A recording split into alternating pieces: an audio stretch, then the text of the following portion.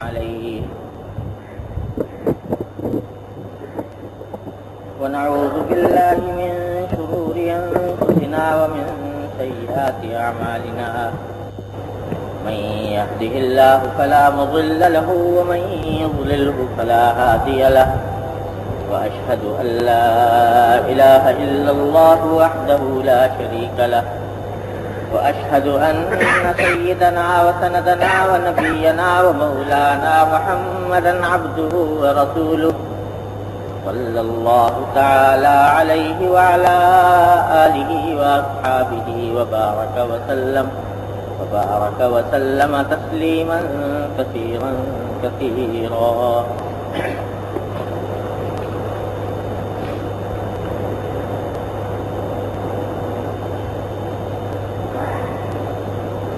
باب فی الدلالۃ علی خیر والدعاء الی ہدی او ضلالہ. یہ باب ہے دوسروں کو بھلائی کی رہنمائی کرنے کے بیان میں، یعنی اس کی فضیلت بیان کرنا مقصود ہے کہ کوئی شخص دوسرے کو کسی نیکی کی طرف دعوت دے یا کسی نیک کام کی طرف بلائے، اور دوسری طرف جو شخص کسی برائی کی طرف دعوت دے یا برائی کی طرف بلائے تو اس کے گناہ اور اس کے عذاب کا بیان اس باب میں. اس میں 3 حدیثیں انہوں نے 4 حدیث روایت کی ہیں. پہلے وہ حدیثیں سن لیجئے، ان کا خلاصہ، اس کے بعد کی تشریح سے متعلق کچھ باتیں انشاءاللہ کروں. پہلی حدیث حضرت ابو مسعود انصاری رضی اللہ تعالی عنہ سے مروی ہے. وہ روایت کرتے ہیں کہ رسول اللہ صلی اللہ علیہ وسلم نے ارشاد فرمایا کہ من دل علی خیر فلہ مثل اجر فاعلہ. جو شخص کسی کو کسی بھلائی کی طرف بلائے یا بھلائی کی طرف رہنمائی کرے کہ فلاں کام اچھا ہے وہ کر لو، یا قول سے یا فعل سے، جس طرح بھی دوسرے کو رہنمائی کرے کسی بھلائی کی طرف، تو اس رہنمائی کرنے والے کو بھی اتنا ہی ثواب ملتا ہے جتنا اس بھلائی کے کرنے والے کو ملے گا. یعنی اس کے کہنے سے کسی نے وہ بھلائی کا کام کر لیا تو جس نے وہ بھلائی کا کام کیا اس کو جتنا ثواب ملے گا بتلانے والے کو بھی اتنا ہی ثواب. یہ پہلی حدیث. دوسری حدیث اسی مفہوم کی حضرت ابو ہریرہ رضی اللہ تعالیٰ عنہ سے مروی ہے ان رسول اللہ صلی اللہ علیہ وسلم قال من دعا الی ہدی کان له من الاجر مثل اجور من تبعه لا ينقص ذلك من اجورهم شيئا ومن دعا الى ضلالة كان عليه من الاثم بمثل آثام من تبعه لا ينقص ذلك من آثامهم شيئا. کہ جو شخص کسی کو ہدایت کی طرف بلائے تو اس کو اس ہدایت کی پیروی کرنے والے جتنے بھی پیروی کریں گے ان ہدایت کے پیروی کرنے والوں کو جتنا ثواب ملے گا سب کو، وہ سارا کا سارا اس رہنمائی کرنے والے کو بھی ملے گا. فرض کیجئے کہ کسی شخص نے ایک مجمع کو نصیحت کی اور ایک ایسی بات کی نصیحت کی جس پر وہ پہلے کاربند نہیں تھے، اس کے کہنے کی وجہ سے، اس کی رہنمائی کرنے کی وجہ سے اس بھلائی پر وہ کاربند ہو گئے. تو جتنے لوگوں کو کی اصلاح ہوئی اور جتنے لوگوں کو اس سے فائدہ پہنچا ان کو سب کو جتنا ثواب ملنا ہے وہ سارا کا سارا اس رہنمائی کرنے والے کو بھی ملے. اور فرمایا کہ من غیر لا ينقص ذلك من اجورهم شيئا. کسی کو یہ شبہ نہ ہو کہ جن لوگوں کو ثواب ملا تھا کرنے والوں کو ان کے ثواب کا کچھ حصہ کاٹ کر اس کو دے دیا جائے گا. ایسا نہیں ہے، ان کو تو اپنے سارے عمل کا ثواب ملنا ہی ہے، وہ تو ملے گا ہی، اس میں کوئی کمی نہیں ہوگی. اور اس کو رہنمائی کرنے والے کو بھی اتنا ہی ثواب مل جائے گا بغیر اس کے کہ ان کے اجر میں کوئی کمی واقع ہو. اور دوسرا پہلو اس کا یہ ہے کہ ومن دعا الی ضلالۃ کان علیہ من الاثم مثل آثام من تبعہ لا ينقص ذلك من آثامهم. اس کے برعکس کسی شخص نے کسی دوسرے شخص کو کسی برائی کی طرف دعوت دی، گمراہی کی طرف دعوت دی، گمراہی کا کام شروع کر دیا. ہاں دعوت دی قول سے کہہ کر کہ آؤ بھائی یہ گمراہی کا کام کرو، یا فعل سے کہ کام شروع کر دیا، کسی کو توجہ نہیں تھی، اس کو دیکھ کر لوگ جو ہے گمراہی میں مبتلا ہوئے. تو جتنے لوگ اس کی وجہ سے گمراہی میں مبتلا ہوئے ان کو تو گناہ ملے گا ہی، ان سب کا گناہ اس رہنمائی کرنے والے کے نام اعمال میں بھی لکھا جائے گا. اس سارے گناہوں کا بلندہ اس کے نام اعمال میں داخل ہو جائے گا. اللہ تعالیٰ کی بات. تو یہ کسی کو رہنمائی کرنا اچھی بات کی طرف ہو یا بری بات کی طرف، دونوں بڑے عظیم کام ہیں. ایک سے عظیم اجر انسان کو حاصل ہوتا ہے اور ایک سے انتہائی سخت گناہوں کا ذخیرہ بڑھتا چلا جاتا ہے. پچھلے بات جو آپ نے پڑھا تھا اس میں یہ ہے کہ اگر کوئی شخص کوئی برا طریقہ جاری کر دے، بری رسم جاری کر دے، تو جتنے لوگ اس نے بری رسم کے اوپر کاربند ہوں گے ان سب کا گناہ اس نام اعمال میں لکھا جاتا ہے. اچھی رسم جاری کر دے، اچھا طریقہ جاری کر دے تو اس کو نام اعمال میں لکھا جاتا ہے. تو یہ فضیلت بتائی. اس سے ایک طرف تو یہ بات معلوم ہوئی جس کی تفصیل انشاءاللہ آگے عرض کروں گا کہ نیکی کی طرف دعوت دینا یہ بڑا زبردست عمل ہے انسان کے لیے. نیک کام کی طرف لوگوں کو بلانا، اس کی دعوت دینا، اس سے بڑے اجر کی امید ہے انشاءاللہ. اس کی تفصیل انشاءاللہ تھوڑی دیر میں بھی آپ کا کام ہوگی. اور دوسری طرف کسی گناہ یا برائی کی طرف دعوت دینا یا اس کی رہنمائی کرنا یہ انتہائی خطرناک کام ہے کہ اپنا تو وبال آدمی سمیٹ ہی رہا ہے، دوسروں کا وبال بھی اس کے گردن پر آ جاتا ہے. اس لیے جو اہم ترین سبق ملتا ہے اس دوسرے حصے سے وہ یہ کہ اگر کوئی آدمی کسی غلطی میں مبتلا ہے، فرض کرو ایک غلطی میں گناہ میں کسی میں مبتلا ہے، چھوٹ نہیں رہا، اس سے چھوٹتا نہیں ہے، خود بیچارہ کوشش بھی کرتا نہیں چھوٹتا، تو کم از کم اتنا تو کرے کہ اس پر ندامت ہو دل میں، اور کم از کم دوسروں کو اس گناہ کی دعوت نہ دے. کیونکہ دوسروں کو اس گناہ کی دعوت دے گا، اس کی طرف بلائے گا، تو جس کسی شخص کے دماغ میں بات بیٹھ گئی اور وہ برا کام کرنا شروع کر دیا اس کا نام اعمال جتنا اس کا سیاہ ہوگا اس کا بھی سیاہ ہوگا. ایسی بھی مثالیں ہیں دنیا میں کہ ایک شخص تھا وہ کسی گناہ میں مبتلا تھا، اس نے دوسرے کو بھی مبتلا کر دیا کہہ سن کر. بعد میں اس اثر کرنے والے کی تو اصلاح ہو گئی، وہ گناہ چھوڑ دیا، لیکن جس سے کہا تھا کہ تو کر وہ کرتا چلا گیا. وہ توبہ سے اس کو توفیق نہ ہوئی، اس کو توبہ کی توفیق ہو گئی، اس کو نہ ہوئی. تو جس کو توبہ کی توفیق ہو گئی اپنے عمل سے تو کم از کم بچ گیا، لیکن دوسرے جو کرتے جا رہے ہیں ان کا نام اعمال میں اس کے بھی لکھا جائے گا. اسی واسطے کہا گیا ہے کہ توبۃ السر بالسر والعلانیۃ بالعلانیہ، کہ جو گناہ چھپ کر کیا ہو، پوشیدہ حالت میں کیا ہو، اس کی توبہ تو پوشیدہ حالت میں قبول ہو جاتی ہے. ایک شخص تنہائی میں لوگوں سے چھپ کر ایک گناہ کا ارتکاب کیا، جب کبھی اللہ تعالیٰ توفیق دے توبہ کی تو وہ چھپ کر گوشہ تنہائی میں بھی اگر کر لے گا تو انشاءاللہ اللہ تعالیٰ کا معاف ہو جائے. لیکن ایک گناہ ہوتا ہے علانیہ، کہ علانیہ کیا کھلم کھلا ببانگے دوہل لوگوں کے سامنے، اس کی توبہ بھی علانیہ ہونی چاہیے.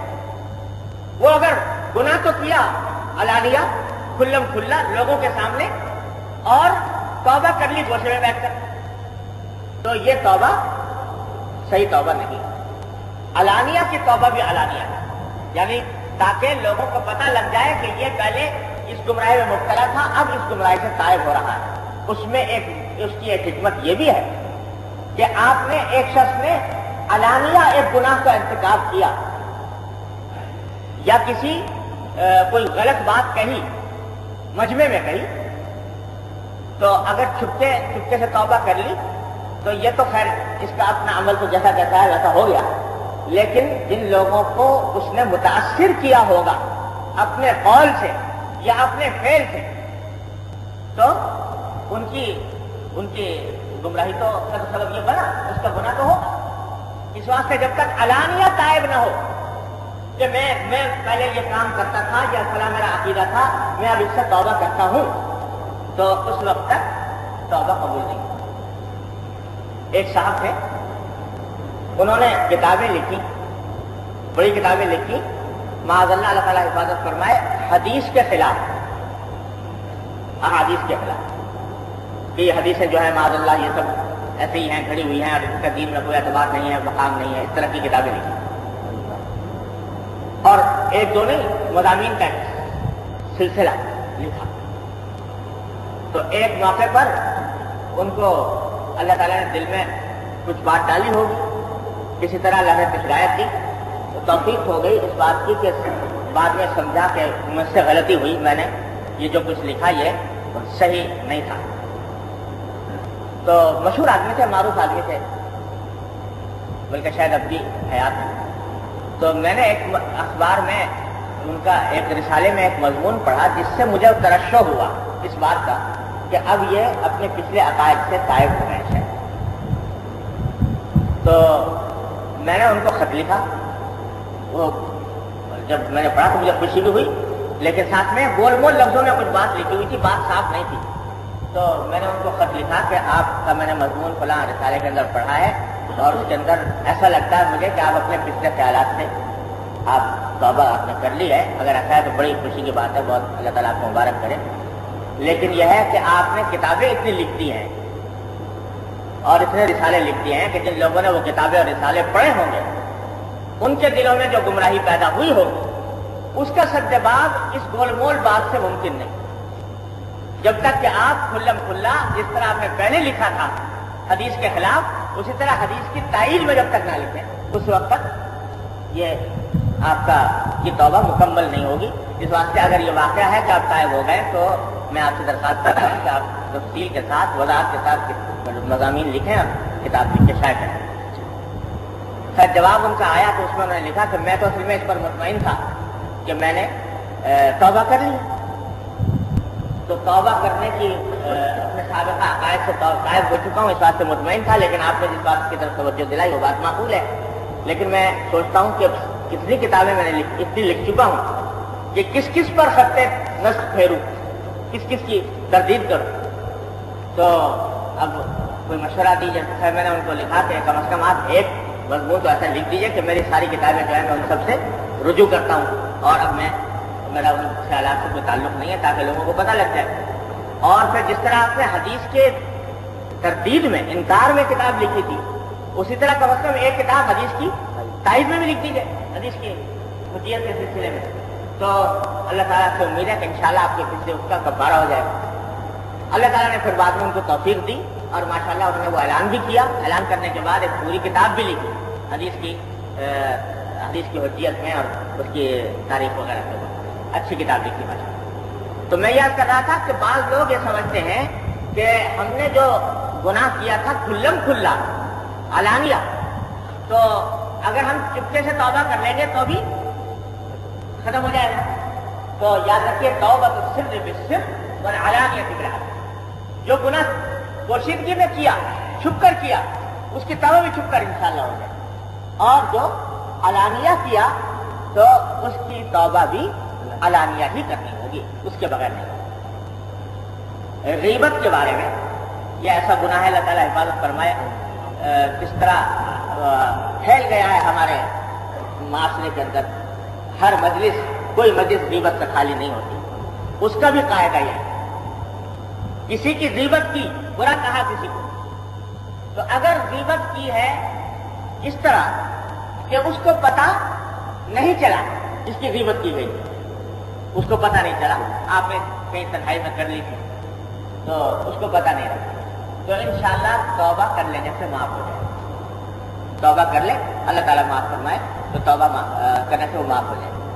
لیکن اگر اس کو پتہ لگ گیا کہ میری فلاں شخص نے غیبت کی تھی تو جب تک اس سے معاف نہ کرائے گا اس وقت تک معاف نہیں، اس سے معاف کرانا ضروری ہے کہ میں نے تمہاری غیبت کی تھی فلاں کسی وقت، مجھے معاف کر، اس سے معاف کرانا ضروری ہے، اس واسطے کہ اب وہ توبہ، وہ جو گناہ ہے وہ صرف ذاتی نہ رہا، دوسرے تک پہنچا، دوسرے تک پہنچنے کی وجہ سے اس کا دل ٹوٹا، اس کو تکلیف پہنچی، وہ حق العبد بن گیا، اب حق اللہ نہ رہا، حق العبد بن گیا۔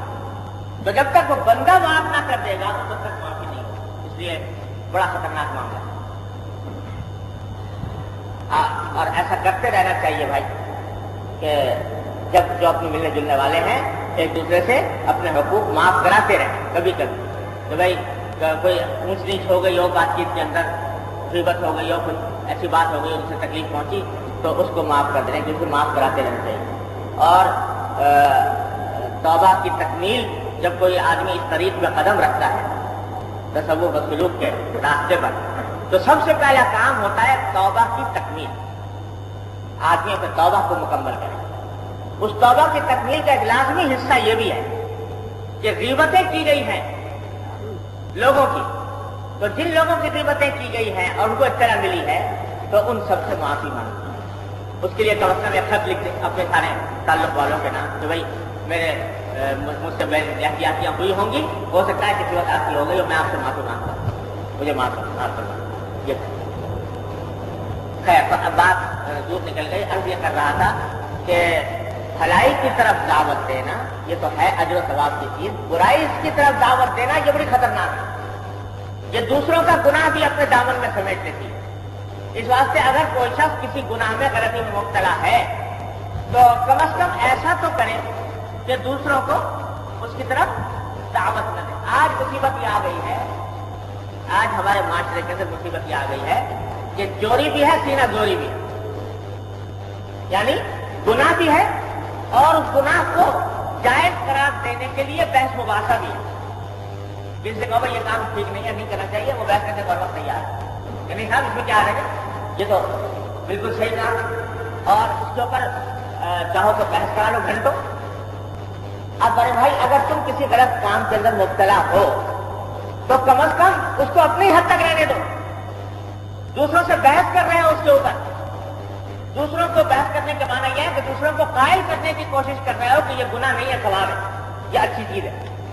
تو اب اگر کسی کو فرض کرو کسی کے دل میں تمہاری بات اتر گئی، غلط بات، اور وہ اس کے دل سے اس کی برائی ختم ہو گئی، تو ساری عمر جو وہ گناہ کرتا رہے گا وہ بھی تمہارے نام اعمال میں لکھا جائے گا۔ تو اگر کبھی کوئی غلطی ہو رہی ہے تو کم از کم اپنے ہی ذات تک محدود رکھو، دوسروں سے اس کے اوپر بحث کرنے کی کوشش نہ کرو۔ اور دوسری بات یہ بار بار عرض کر چکا ہوں کہ ایک آدمی گناہ کو گناہ سمجھتا ہے لیکن چھوڑ نہیں پا رہا، تو وہ پھر بھی امید ہے کہ کسی وقت نادم ہوگا، تائب ہو جائے گا، اللہ تعالیٰ معاف فرما دے گا۔ لیکن ایک شخص گناہ کو گناہ سمجھتا ہی نہیں اور اس کے اوپر بحث کرنے کو تیار ہے، تو اس کی اصلاح کا بولا، کیونکہ بیمار سمجھتا ہی نہیں اپنے آپ، ندامت ہی پیدا نہیں ہوتی، تو اصلاح کیسے ہوگی؟ اور بعض گناہ تو ایسے ہیں کہ اگر ان کو گناہ نہ سمجھا جائے آدمی دائرہ اسلام سے خارج ہو جاتا ہے، کافر ہو جاتا ہے۔ ایسے گناہ بھی جو قرآن نے جو صریح لفظوں میں جن کو گناہ کہہ دیا، کوئی سچا میں نہیں مانتا یہ گناہ نہیں ہے، کافر ہو جائے۔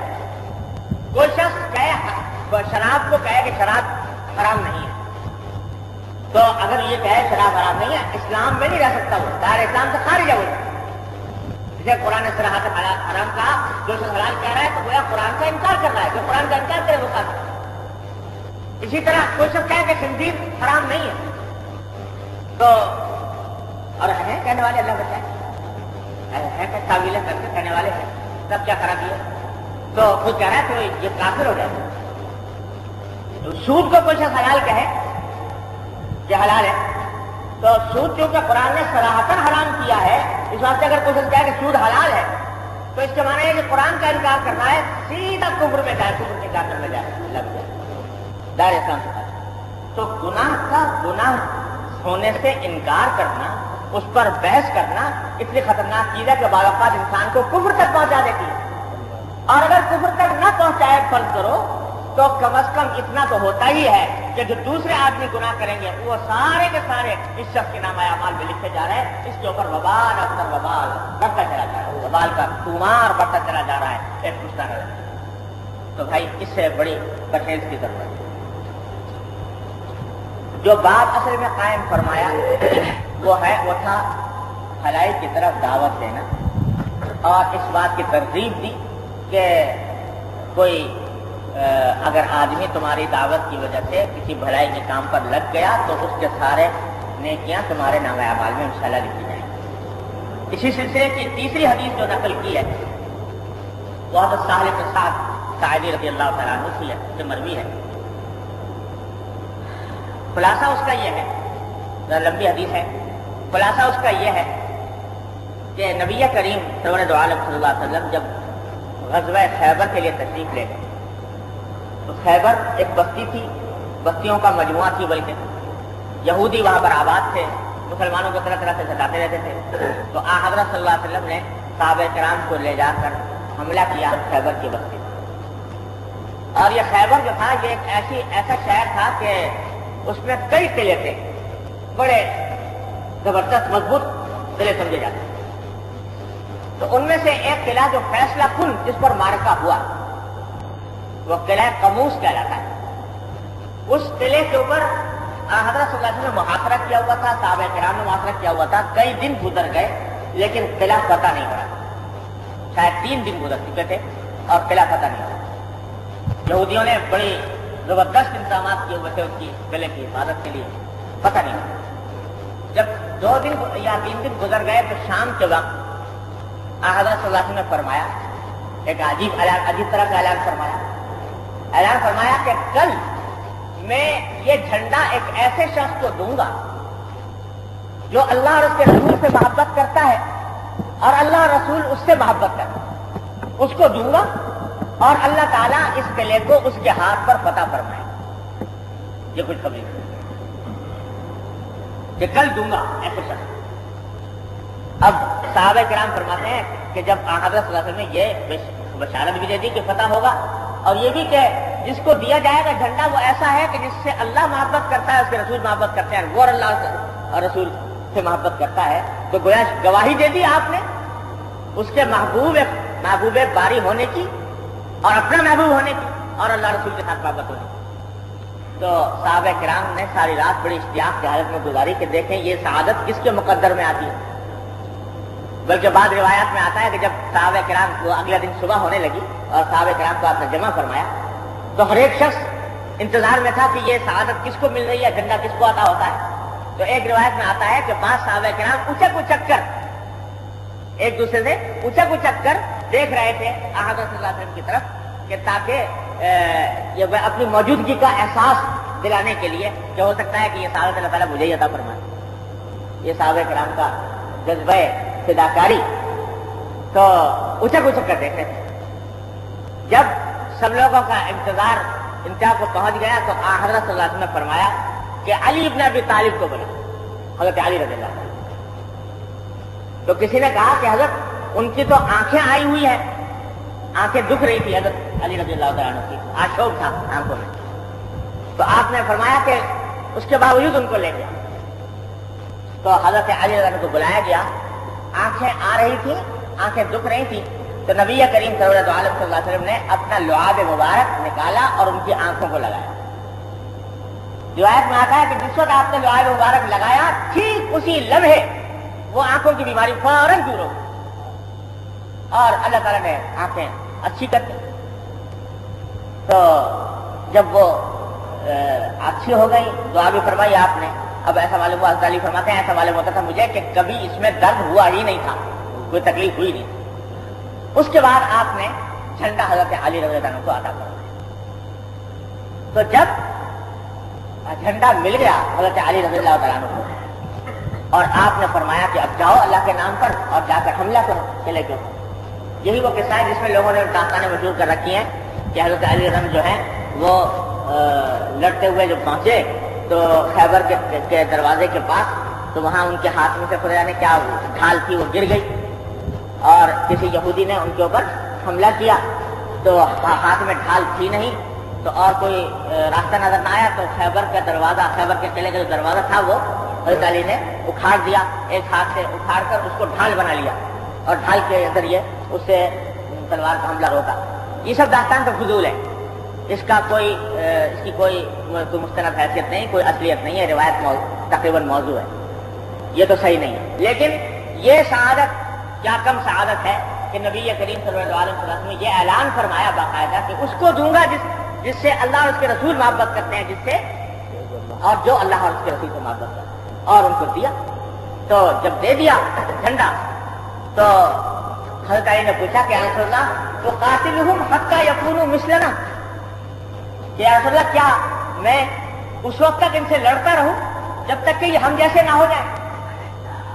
تو حضرت صلی اللہ علیہ وسلم نے فرمایا کہ نہیں، بلکہ فرمایا انفذ علی رسلک، ذرا ٹھہر کے دھیمے دھیمے کر کے جانا اور کرنا کہ پہلے ان کو دعوت دو، باوجود ہے کہ یہ لوگ اپنی شرارت خباثت میں انتہا کو پہنچے ہوئے ہیں، لیکن حملہ کرنے سے پہلے ایک مرتبہ دعوت ضرور دے دو، دعوت دے دو، کہے کی دعوت؟ اسلام کی دعوت، وہ دعوت دے دو۔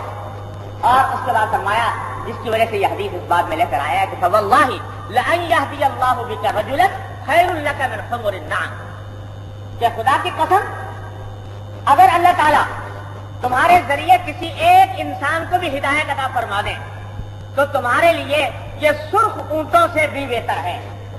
سرخ اونٹ اس زمانے میں عرب کی سب سے بڑی دولت اونٹ سمجھتے تھے لوگ، اور اونٹوں میں بھی سرخ رنگ کے اونٹ بہت قیمتی اور بہت نعمت سمجھے جاتے تھے۔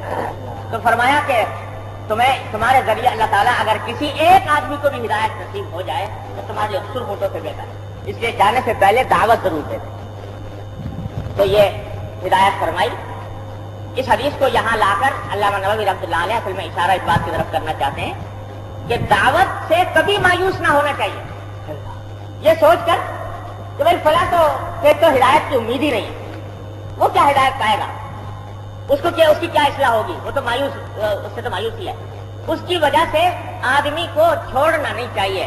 یہودی، خیبر کے یہودی، انہوں نے خباثت، نفاق اور شرارت کی کوئی انتہا نہیں چھوڑی تھی جو کرنے لی، اور بظاہر جبکہ مقابلے پر آئے ہوئے ہیں اور لڑائی ہو رہی ہے اس میدان جنگ میں، کیا توقع ہے کہ وہ حق بات کو مانیں گے، لیکن اس کے باوجود آپ نے فرمایا کہ دعوت ضرور، اس سے مایوس نہ۔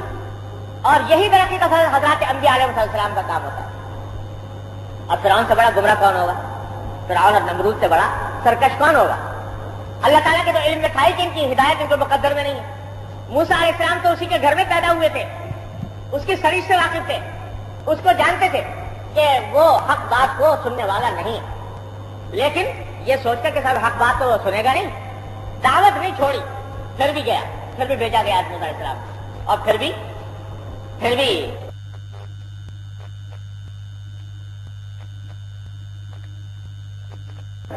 کیونکہ اس سے وہ ایک نیکی تمہارے نامہ اعمال میں کم از کم لکھ دی جائے گی۔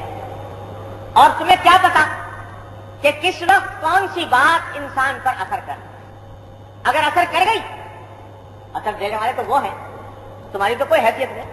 کیا پتا کہ اللہ تعالیٰ نے تمہیں ہی ذریعہ بنایا ہو اس کو ہدایت دینے کا، اس کی اصلاح کرنے کا، تو اللہ تبارک و تعالیٰ نے تمہیں انتخاب فرما لیا ہو، تو اگر اس کو ہدایت مل گئی تو ساری زندگی کے نیک اعمال اس کے تمہارے نامہ اعمال میں لکھے جائیں۔ کتنی بڑی نعمت ہے، اس لیے غنیمت سمجھو، کسی کو بات کہنے کا موقع مل جائے تو غنیمت سمجھ کر اس کو کہو۔ اللہ، اور یہ ہوتا ہے اصل میں دھن سے اور دھیان سے، کہ جب اللہ تعالیٰ دھن عطا فرما دیتے کسی بات کی کہ میری طرف سے کوئی سچی بات، اچھی بات میرے مخاطب کے ذہن میں پڑ جائے، اس کے دل میں اتر جائے، جب یہ دھن پیدا ہو جاتی ہے تو آدمی کا ہر لمحہ اللہ کے راستے کی دعوت میں کرتا ہے۔ ہم نے اپنے حضرت ڈاکٹر صاحب صلی اللہ علیہ وسلم کو دیکھا بالکل اس دھن کا پیکر، کہ جب کوئی شخص پہنچ گیا تو یہ فکر ہے کسی طرح اس کو ایک کلمہ سنا کے اس کے حلق میں بات اتار دوں، اور اس کے دل میں ایک بات اتار دوں تاکہ ایک بات کو مسلم لے کے چلا جائے. یہ دھن پیدا وہ اللہ تعالیٰ نے کر دی. اس کا نتیجہ یہ ہے کہ صبح سے شام تک یہاں تک کہ مطلب میں بھی بیٹھے ہیں مریضوں کا علاج کر رہے ہیں تو جو مریض آیا ہے اس کے کان میں بھی ایک بات ڈال دی کہ اور اللہ تعالیٰ نے اس راستے سے پتہ نہیں کتنے لوگوں کی اصلاح فرما دی اس راستے سے. تو یہ دھن جب پیدا ہو جاتی ہے اللہ تعالیٰ کا فرما دے تو ہر وقت انسان اس فکر میں رہتا ہے کیسے میں موقع غنیمت جاتا. اللہ حضرت مولانا محمد قاسم صاحب نانوتوی قدس اللہ علیہ فرماتے تھے کہ میاں تبلیغ اور دعوت کا حق اس شخص کو پہنچتا ہے کہ جس کے دل میں دعوت اور تبلیغ کا جذبہ ایسا پیدا ہو گیا ہو جیسے کہ انسان کو اپنی طبعی حاجتوں کا جذبہ ہو. کہ اگر بھوک لگی ہوئی ہے جب تک کھانا نہیں کھا لے گا چین نہیں آئے گا. پیاس لگی ہوئی ہے جب تک پانی نہیں پی لے گا چین نہیں آئے گا. اسی طرح یہ داعیہ پیدا ہو جاتا ہے کہ میں کوئی اچھی بات دوسرے تک پہنچا دوں تو اس وقت میں اس کی بات میں لگا کافی ہوتا بناتا. اور مثال دی کہ ایسے جیسے حضرت شاہ اسماعیل شہید رحمۃ اللہ علیہ تو ان کو اللہ تعالیٰ نے یہ جذبہ عطا فرما دیا تھا. جہاں بیٹھے جس جگہ بیٹھے وہی ایک ذکر ہے ایک فکر ہے اور جس جگہ موقع مل گیا ایک بات کان میں اتار ڈال دل میں ڈال. تو یہ جذبہ پیدا ہوتا ہے مگر ہوتا ہے کیسے؟ یہ بھی ایسے نہیں ہو جاتا. مشق سے ہوتا ہے ارادے سے ہوتا ہے ہمت سے ہوتا ہے. آدمی ایسے مواقع تلاش کرے جہاں دوسرے کو بات کہنے کا کوئی موقع مل رہا. ایک بات اور عرض کر دوں جس میں بڑے دھوکے میں رہتے ہیں ہم لوگ. نازک سی بات ہے کہتے ہوئے ڈر لگتا ہے لیکن اس کو سمجھنا چاہیے. بعض لوگ یہ سمجھتے ہیں کہ صاحب اگر ہم خود کسی چیز کے اوپر صحیح طریقے سے کاربند نہیں ہیں تو دوسرے کو کیا نصیحت کریں. اگر خود فرض کرو نماز با جماعت کی پابندی مسجد کے اندر جا کر صحیح طریقے سے نہیں ہو پاتی تو اب میں دوسرے کو کیا نصیحت کروں کہ تم نماز با جماعت مسجد میں پڑھا کرو, میں تو خود تو پڑھتا نہیں. تو یہ دھوکہ رہتا ہے دل میں کہ ایسے میں دوسرے کو نصیحت کرنا جو ہے دوسرے کو راستہ بتانا یہ ٹھیک نہیں. اور بعض لوگ آیت بھی پڑھتے ہیں قرآن کریم کی, قرآن شریف میں ہے نا یا ایھا الذین آمنوا لما تقولون ما لا تفعلون.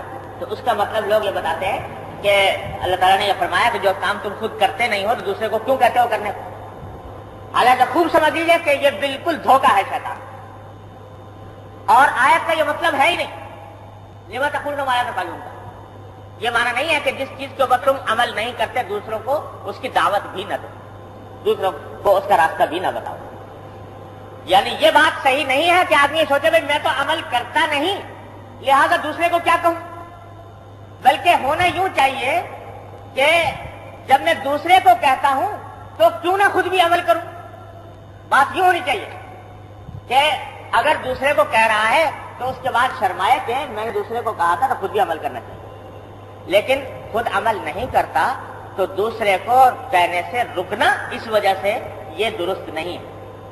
بلکہ بسا اوقات ایسا ہوتا ہے کہ اس کہنے کی برکت سے اصلاح ہو جاتی ہے. کیونکہ جب آدمی کہے گا تو آخر دل بھی شرمائے گا کبھی نہ کبھی کہ میں دوسرے کو کہہ کے آیا ہوں یہ بات, تو جب کہہ کے آیا ہوں تو خود بھی مجھے عمل کرنا چاہیے, دل شرمائے گا.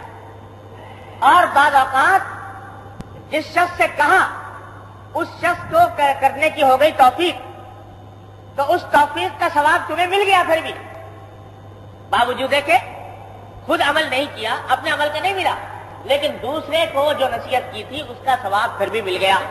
اور اس ثواب کی برکت سے بعض اوقات اللہ تعالیٰ خود اپنی بھی اصلاح کرتا ہے. کیا اچھی بات یاد آئی. حضرت گنگوہی قدس اللہ علیہ وسلم, حضرت رشید احمد صاحب گنگوہی قدس اللہ علیہ وسلم ہمارے سید الطائفہ قطب الاقطاب رحمہ اللہ تعالی, اللہ تعالیٰ نے عجیب و غریب مقام بخشا تھا.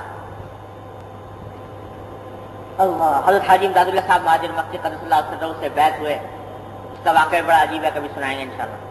تو یہ جب بیعت ہونے کے بعد اللہ تعالیٰ نے وہ مقام بخشا کہ حضرت حاجی صاحب قدس اللہ علیہ وسلم فرماتے تھے کہ یہ اس مقام کے بزرگ ہیں کہ چاہیے تو یہ تھا کہ یہ شیخ ہوتے میں مرید ہوتا. ایسے ایسے شیخ کہہ رہا ہے اپنے مرید کے بارے میں، یہ شیخ ہوتے میں مرید ہوتا، اس مقام کے بزرگ تھے۔ اللہ اور اتباع سنت کا ایک مثال ہے قائم فرمائی، یعنی اس مقام کے بعد اور یاد آ گئی حضرت کی کہ ایک مرتبہ دارالعلوم دیوبند میں جلسہ ہو رہا تھا، اس کا دستار بندی وغیرہ کا، اللہ سارے حضرات علماء کرام جمع ہوا کرتے تھے۔ تو کسی نے دیکھا کہ جماعت ہوئی، زور کی جماعت کے بعد حضرت بیٹھے ہوئے گنگوئی کا صلی اللہ علیہ وسلم تیرے پر کچھ غم کے صدمے کے تشویش کے آتا، تو کسی نے سمجھا کہ شاید کچھ طبیعت خراب ہے، تو جا کر پوچھا کہ حضرت تیرے پر کچھ تشویش کے آثار نظر آتے ہیں، کیا بات ہے، طبیعت ٹھیک ہے کہ نہیں؟ فرمایا کہ الحمدللہ ٹھیک ہوں، کوئی بات۔ وہ آدمی کچھ لیچر قسم کا تھا، اس نے بار بار پوچھنے کہ حضرت کچھ بتائیے چہرے پر کچھ تشویش کے آثار ہے، کچھ رات کے آثار والے ہوتے ہیں صدمے۔ کہا کہ یہاں کوئی ایسی صدمے کی بات ہو گئی تھی، حضرت بتائیے کیا بات ہو گئی؟ تو اس پر فرمایا کہ بھائی بات اصل میں یہ ہو گئی تھی کہ آج میں جب جماعت کھڑی ہوئی مسجد میں تو میں پہنچا تو ایسے وقت پہنچا کہ امام سورہ فاتحہ پوری کر چکا تھا اور دوسری تلاوت شروع کر دی تھی، تو میں امام کے پیچھے سورہ فاتحہ نہیں سن سکا، اور یہ غالباً یہ فرمایا کہ 35 سال کے بعد پہلے دن ایسا ہوا، 35 سال کے بعد پہلے دن یہ حادثہ پیش آیا ہے کہ سورہ بقرہ میں امام کے پیچھے نہیں سن سکا، سورہ فاتحہ امام کے پیچھے نہیں سن سکا۔ اب آپ اندازہ لگائیے، نماز قضا نہیں ہوئی، جماعت قضا نہیں ہوئی، مسجد کی جماعت قضا نہیں ہوئی، رکعت نہیں چھوٹی، صرف یہ ہوا کہ امام کے ساتھ تکبیر سورہ فاتحہ نہیں سن سکے، وہ 35 سال میں واقعہ پیش آیا اور اس کے اوپر بیٹھے ہوئے صدمہ کر رہے ہیں اس مقام سے۔ اب سنیے ان کا قصہ۔ ایک دن بیٹھے ہوئے تھے مجلس میں، تو مریدین اور جو حضرت سے تعلق رکھنے والے تھے وہ ان کا مجمع تھا، تو فرمانے لگے کہ میاں پتہ نہیں کیا ایک عجیب حال طاری ہوا، فرمانے لگے کہ میاں یہ تم کہاں آ بیٹھے میرے پاس، میں تو اس لائق نہیں ہوں کہ مجھ سے تم لوگ کوئی رابطہ قائم کرو، مجھ سے کوئی اصلاحی تعلق قائم کرو، اور جاؤ کوئی اور جاؤ، کوئی اللہ کا بندہ نیک بندہ تلاش کرو، مجھ سے میں اس قابل نہیں ہوں۔ پھر فرمانے لگے کہ بھائی رو کے فرمانے لگے کہ میاں میری مثال تو ایک ڈاکو کسی ہے۔ پھر ایک قصہ سنایا ڈاکو، قصہ یہ سنایا کہ ایک شخص تھا ڈاکو، ڈاکے ڈالا کرتا تھا، سارا پیشہ یہ تھا ڈاکے ڈال کر اور لوگوں کے مال چھین کر اس کے ذریعے اپنا گزارا کرتا تھا۔ تو ایک دن اس نے دیکھا، کہیں سے گزر رہا تھا، دیکھا کہ ایک پیر صاحب ہے اور وہ بیٹھے ہیں اور جناب آس پاس ان کے مریدوں کا ایک حلقہ ہے، اور وہ بڑے مرید جو ہیں بڑے ادب کے ساتھ بڑے تعظیم کے ساتھ ان کے ساتھ پیش آ رہے ہیں، کوئی ہدیہ لا رہا ہے، کوئی تحفے لا رہا ہے، کوئی پھل لا رہا ہے، کوئی کچھ لا رہا ہے، بڑے نذرانے چڑھاوے۔ تو ڈاکو نے دیکھا کہ یہ میں خامخواہ مصیبت برداشت کر رہا ہوں، یہ راتوں کو جاگتا ہوں، جا کے لوگوں کو ڈاکے ڈالتا ہوں، بدنامی الگ مول لیتا ہوں، سزا کا خطرہ الگ رہتا ہے، تو بڑی مشکل سے یہ سب روزی ملتی ہے، یہ تو بڑا اچھا دھندا ہے کہ آدمی بیٹھ جائے مسلح پہ، تسبیح پڑھا کرے اور لوگ جمع ہو جائیں، پھر ہدیہ تحفے آیا کریں گے، تو یہ زیادہ اچھا راستہ ہے۔ تو اس نے اپنا سب ڈاکہ واقع چھوڑ چھاڑ کے اور اس نے کہیں جا بیٹھا کسی جنگل ونگل میں کہیں، اور مسلح بچھا کے تسبیح ہاتھ میں لے لی اور بیٹھ گیا۔ اب جب کوئی آیا، لوگ دیکھتے ہیں کہ ایسے آدمی کی طرف بڑی نگاہیں جاتی ہیں جو اکیلا بیٹھا ہوا ہے، درخت کے نیچے بیٹھا ہے، تسبیح ہاتھ میں ہے اور دنیا سے کنارہ کش ہے، لوگ جاتے ہیں پوچھنے کہ حضرت کیا حال ہے، تو ہر ایک کو نہ جاؤ، مجھے پریشان نہ کرو، جاؤ، بھگاتا ہے۔ پھر اب جتنا بھگاتے ہیں اتنے ہی لوگ اور آتے ہیں، یہاں تک کہ جناب ہجوم رہنے لگا۔ اب یہ کسی کو مار دیا، کسی کو ڈانٹ دیا، کسی کو پٹکار دیا، کسی کو کوئی وظیفہ بتا دیا، کسی کو تسبیح بتا دی۔ یہ کرتے کرتے وہ اچھا خاصا خانقاہ بن گئے اور مریدین کا حلقہ جمع ہونے لگا، اور مریدی کا جو لازمی حصہ ہے نذرانے چڑھاوے وہ بھی شروع ہو گئے، کہیں سے کھانا آ رہا ہے، کہیں سے پیسے آ رہے ہیں، کہیں سے تحفے آ رہے ہیں، کہیں سے پھل آ رہے ہیں، سارا کچھ شروع ہو گیا دھندا۔ اب ہوتے ہوتے اچھے خاصے لوگ آ کے باقاعدہ بیعت کرنے لگے۔ جب بیعت کرنے لگے تو انہوں نے کچھ بہرحال بیٹھے تھے گروپ بنا کر، تو کچھ تھوڑے بہت وظیفے بھی سیکھ لیے تھے، وہی کیا وظیفے بتائے جاتے ہیں، کسی کو کوئی تسبیح بتا دی، کسی کو کوئی تسبیح بتا دی، کسی کو کوئی وظیفہ بتا دیا، یہ کرتے کرتے اور خانقاہ بن گئی۔ اب جو لوگ آئے تھے مریدین، انہوں نے وہ جو وظیفے بتائے تھے، وظیفے برحق تھے، ذکر تھا، اللہ تعالیٰ کا نام تھا، وہ بیٹھ کر انہوں نے ذکر کرنا شروع کیا، تسبیحات کرنی شروع کی، اللہ تعالیٰ کے ساتھ تعلق قائم کیا، تو وہ ذکر کے جو برکات ہیں وہ تو حاصل ہوئے ان کو، اور وہ کہیں سے کہیں پہنچ گئے، کہیں سے کہیں پہنچ گئے، یہاں تک کہ اللہ تعالیٰ نے ان کو اعلی درجات عطا فرمائے، انوار برکات اور جو اس کے خواص ہوا کرتے ہیں وہ ان کو حاصل ہوئے۔ تو ایک دن سارے مریدین نے بیٹھ کے آپس میں یہ مشورہ کیا کہ ذرا سب معلوم کرو کہ ہمارے شیخ کا مقام کہاں ہے، جس اونچے مقام پر ہمارا شیخ فائز ہے اس کا کچھ پتہ لگانا چاہیے۔ تو اب جو سب مراقب ہو کر بیٹھے، مراقبہ کر کے اور کچھ مقام معلوم کرنا چاہا تو وہاں شیخ کا مقام ہی نہیں ملتا، پتہ ہی نہیں چلتا۔ تو کسی نے کہا کہ بھئی ہمارے شیخ تو کسی ایسے اعلیٰ مقام پر ہے کہ ہم جیسے لوگ اس کا ادراک بھی نہیں کر پاتے۔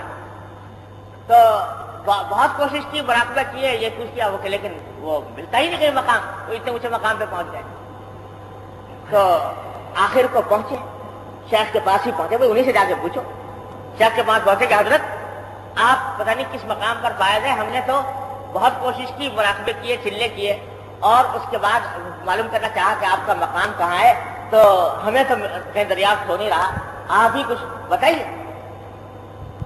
جب یہ آئے، طالب صادق تھے اور آئے یہ کہنے کے لیے، تو اس وقت اس شخص کے دل پہ اثر ہوا کہ تو نے کیسے لوگوں کو دھوکے میں پھانسا ہوا ہے، جو اللہ کی طلب کے لیے نکلے ہیں تو نے دھوکہ دے رکھا ہے۔ تو اس وقت اس نے رو کر کہا کہ میاں میں تمہیں کیا بتاؤں، میرا مقام کیا ہے، میرا مقام تو تم کہاں تلاش کر رہے ہو، اوپر کہیں تلاش کر رہے ہوگے، میرا مقام تو کہیں اسفل السافلین میں ملے گا۔ اس واسطے کہ میں اب تمہیں آج سچی بات بتاتا ہوں کہ میں نہ کوئی پیر ہوں، نہ شیخ ہوں، نہ کچھ ہوں، نہ میرے پاس کچھ ہے، میں تو ڈاکو تھا، ڈاکے ڈالا کرتا تھا۔ اس طرح دیکھ کر لوگوں کو دیکھا کہ اس طرح لوگوں کے پاس پیسے بہت آتے ہیں، اس غرض سے یہاں پر بیٹھ اللہ کے آئے تھے، پہنچا دیا، میں ابھی تک اسی گمراہی کے اندر مبتلا ہوں، تو اس واسطے میں کیا تمہیں اپنا مقام بتاؤں، میرا مقام تو یہ روک۔ اب جو مریدین تھے انہوں نے دیکھا کہ شیخ کا تو یہ معاملہ نکلا، تو شروع میں پریشان ہوئے، لیکن پھر بعد میں سب نے کہا کہ بھائی ہمارا شیخ چاہے ڈاکو ہو، چاہے چور ہو، چاہے کچھ ہو، لیکن جو کچھ اللہ تعالیٰ نے دیا ہمیں تو اسی راستے سے دیا، اللہ تعالیٰ نے اسی کو واسطہ وسیلہ بنایا۔ تو بھائی مل کے سب دعا کرو اور دعا کرو کہ یا اللہ تو نے ہمیں اس کے راستے سے ہمیں یہ ہدایت عطا فرمائی، تو اے اللہ اپنی رحمت سے اس کی اصلاح بھی فرما دیجیے اور اس کو مقام عطا فرما دیجیے۔ تو سب نے مل کر دعائیں کی کہ یا اللہ یہ شیخ، ہم نے اس کو شیخ بنایا تھا، آپ کے راستے تک پہنچنے کے لیے بنایا تھا، سب مل کر دعا کرتے ہیں کہ آپ اپنی رحمت سے اس کو بھی راستہ عطا فرما دیجیے۔ سب نے دعا کی، اس دعا کی برکت سے اللہ تبارک و تعالیٰ نے اس ڈاکو کو بھی حقیقی معنی میں اللہ تبارک و تعالیٰ نے اس کی اصلاح فرمائی۔ تو حضرت گنگوہی قدس اللہ علیہ وسلم نے فرمایا کہ میاں میری مثال تو اس ڈاکو کی سی ہے کہ جو یہ پیری مریدی کرنے بیٹھ گیا تھا، اور اس کے بعد اس کے مریدوں کی برکت سے اللہ تعالیٰ نے اس کو کسی مقام تک پہنچا دیا۔ تو حضرت نے تو یہ بات پتہ نہیں کس عالم میں، تواضع کے عالم میں فرمائی ہوگی، اللہ تعالیٰ ہی جانتے ہیں، اس مقام کو ہم تصور بھی نہیں کر سکتے، پہنچ بھی نہیں سکتے۔ لیکن جو بات اس واقعے سے جو سبق ملتا ہے وہ یہ کہ دلالت علی الخیر، راستہ کسی اچھائی کی طرف کسی کی رہنمائی کر دینا، چاہے آدمی خود بے عمل ہو لیکن وہ فائدے سے خالی نہیں۔ جس شخص کی ہدایت کی ہے، جس شخص کو راستہ بتایا ہے، اللہ تبارک و تعالیٰ نے اگر اس کو توفیق دے دی عمل کرنے کی، اس کا ثواب تو ملنا ہی ہے، اور اس کی برکت سے اللہ تبارک و تعالیٰ کبھی خود رہنمائی کرنے والے کو عطا فرما دے۔ یاد رکھیے، یہ بات ہمیشہ یاد رکھنے کی ہے کہ یہ لوگ سمجھتے ہیں کہ شیخ اور استاد اس کا فیض پہنچتا ہے تلمیذ کو، شاگرد کو، اور صحیح بھی ہے، تلمیذ شاگرد کو یہی سمجھنا چاہیے کہ میرا فیض مجھے پہنچ رہا ہے اس سے، استاد اس سے، شیخ سے۔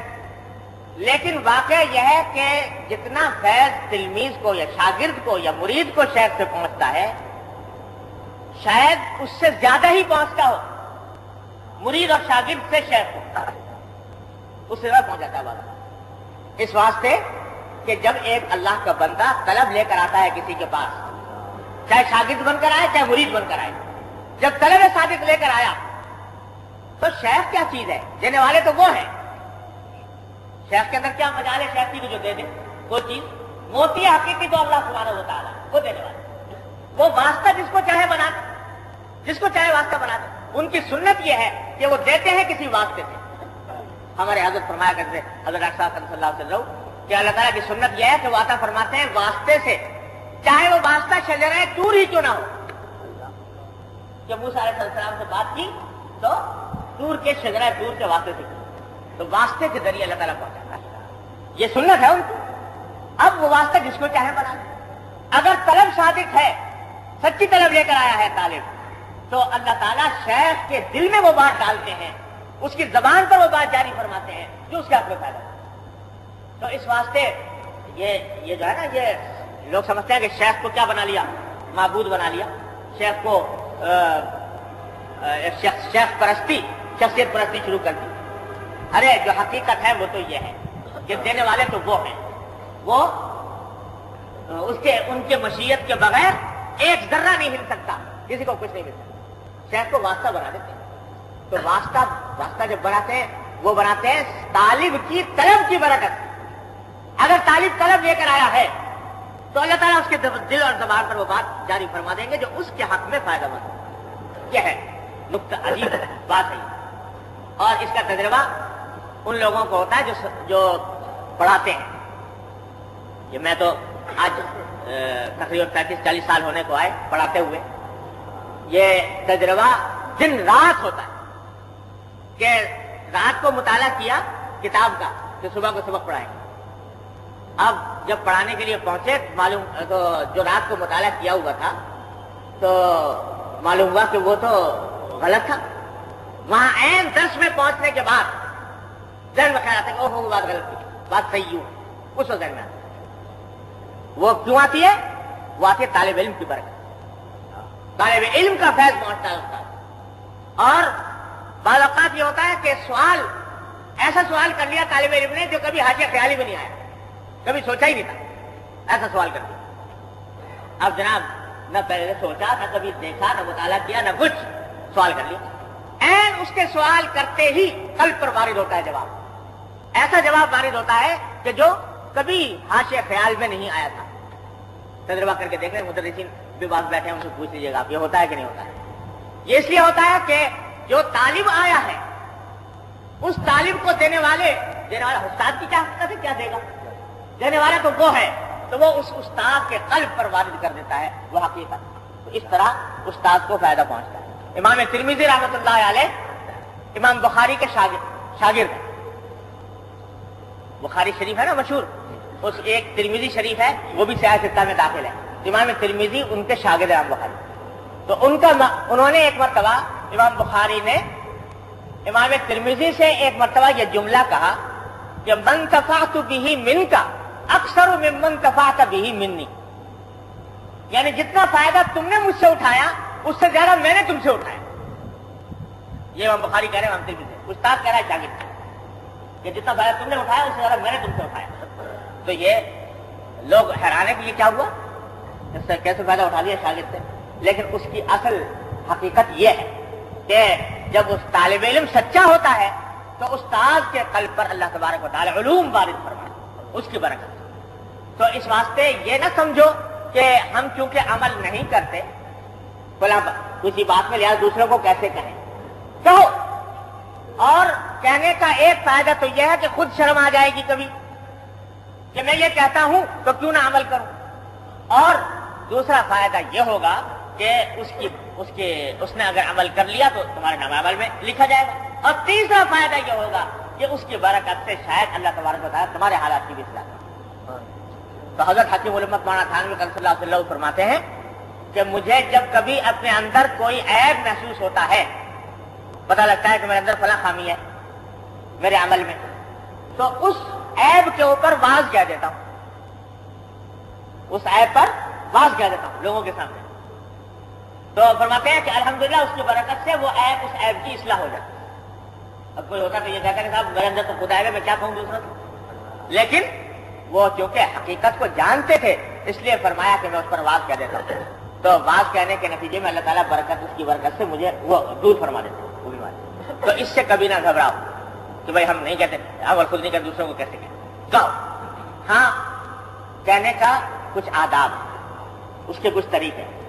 بعض مرتبہ کہنا فرض ہوتا ہے، فرض عین ہوتا ہے، بعض اوقات فرض کفایہ ہوتا ہے، بعض اوقات مستحب ہوتا ہے، بعض اوقات مباح ہوتا ہے، بعض اوقات ناجائز ہوتا ہے، گناہ ہوتا ہے کہنا.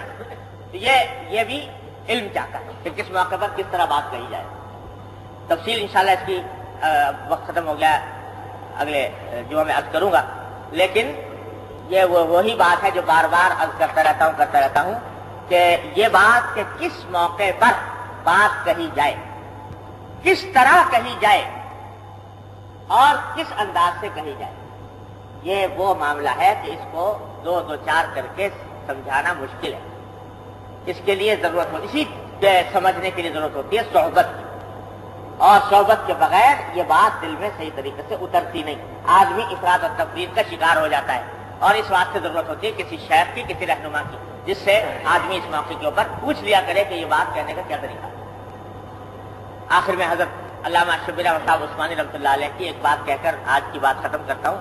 انشاءاللہ بقیہ اس کا اگلے بیانات میں عرض کروں گا. حضرت شیخ الاسلام علامہ شبیر احمد صاحب عثمانی قدس اللہ علیہ جانتے ہیں آپ حضرات، سب جانتے ہوں گے. تو اللہ تعالیٰ نے بڑے اعلیٰ مقام کا علم عطا فرمایا. ان کا ایک ارشاد ہے یاد رکھنے کا اور لوح دل پر نقش کر. فرمایا کہ حق بات حق نیت سے حق طریقے سے کہی جائے تو کبھی بے اثر نہیں ہوتی. حق بات حق نیت سے حق طریقے سے کہی جائے تو کبھی بے اثر نہیں ہوتی. فرمایا اگر کہیں دیکھو کہ بے اثر ہوئی یا بے فائدہ ہوئی یا اس سے فتنہ پیدا ہوا تو ان تین شرطوں میں سے کوئی ایک شرط مفقود ہوگی ضرور. یا تو بات حق نہ ہوگی، یا بات حق ہوگی لیکن کہنے والے کی نیت صحیح نہیں ہوگی. نیت اخلاص کے ساتھ، خیر خواہی کے ساتھ نہیں کہہ رہا، اپنی بڑائی جتانے کو کہہ رہا ہے. سمجھے آپ؟ تو بات اگر چاہتا ہے لیکن بے فائدہ چلی گئی کیونکہ نیت حق نہیں. اور بعض اوقات بات بھی حق، نیت بھی حق، خیر خواہی سے کہہ رہا ہے، اخلاص سے کہہ رہا ہے، مگر طریقہ حق نہیں. طریقہ ایسا اختیار کیا جسے لٹ مار دیا. تو تبلیغ اور دعوت ہی پتھر مارنے کا نام نہیں. ایسے کہہ دیا کہ اس کو جا کے پتھر کی طرح لگ گیا، دل ٹوٹ گیا. تو ایسے طریقے سے اگر کہا طریقہ حق نہ رہا اس لیے بے اثر ہوگی. لیکن جب بات بھی حق، نیت بھی حق، طریقہ بھی حق، تو اس کے وہ کبھی بے فائدہ نہیں ہوتی، کم از کم فتنہ پیدا نہیں کرتی. یہ بات اگر دل میں رہے پھر دیکھیے کہ کس طرح اللہ تعالیٰ بات کے اندر تاثیر پیدا فرماتے ہیں. اللہ تعالیٰ اپنی رحمت سے ان باتوں کو سمجھنے کی بھی توفیق عطا فرمائے اور اس پر عمل کی بھی توفیق عطا فرمائے. باقی انشاءاللہ آئندہ جمعہ میں عرض کروں گا.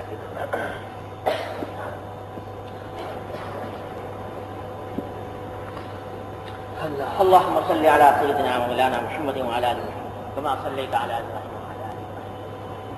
اللهم صل على ال محمد.